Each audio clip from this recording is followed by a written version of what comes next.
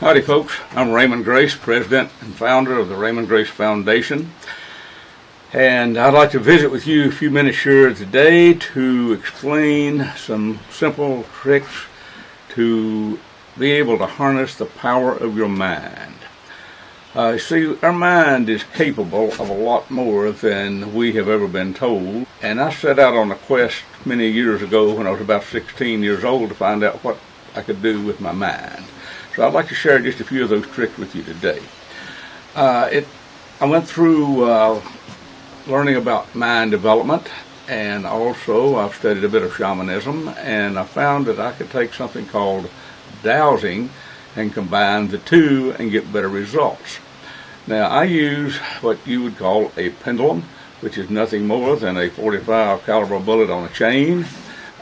This is just my normal working tool, and that's all it is a tool.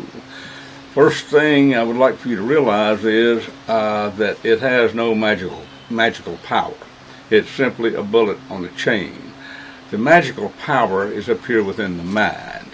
The purpose of the pendulum is to indicate to you what you already know, but don't really believe you know it. So I will give you a very simple demonstration right here. If I ask a question and the answer is yes, the pendulum will move in this manner right here, to me and away from me. If the answer is no, it will move in this direction, across this way. However, yes and no are insufficient questions to ask. I use a dowsing chart, which is available for free at raymondgraceprojects.com. Feel free to print one out there.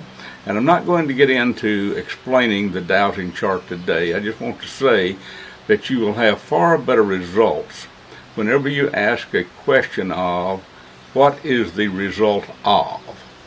Now, that means whether you are trying to decide what to order for lunch, or which road to take going on a trip, or which business meeting to attend first. It's a way to help you make choices. For example, if you were to ask, is a soft drink good for you, you will probably get a no. If you ask, is kerosene mixed with diesel fuel good for you, you will get a no, but it will not tell you the difference between the two. If you were to ask a question of what is the result of this upon my body, you will get a numerical value, either plus or minus. Now, that's really all I need to say on that. But you say, what makes this thing work? I don't really know. I just know it does. And it's a good tool to help you make decisions, to help get information, and also to send good intentions. For example, if you want to send someone peace, love, happiness, your pendulum would go in a clockwise circle. If you wanted to remove something like fear, anger, grief, it will go in a counterclockwise circle. Does it really matter which way the pendulum spins? Probably not, but it probably matters in your own mind. So it goes clockwise when you are increasing or improving a condition. It will go counterclockwise when you are neutralizing or diminishing a situation. So that's just very basic information there. I have a much more lengthy film called Understanding the Dowsing Chart, and it is available at my website, raymondgrace.us. But I just want to give you a simple little illustration of what dowsing is. My friend Walt Woods, who was one of the better-known dowsers of America before he passed over, he said that dowsing is simply mother's intuition with a readout device.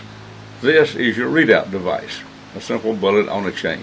Okay? Practice with these things. Get one, hold it with the tip of the first finger, forefinger and thumb, in that manner like that. Don't really need to take the time to tell you how not to do it. Just do it this way. And then just start practicing. Get used to it.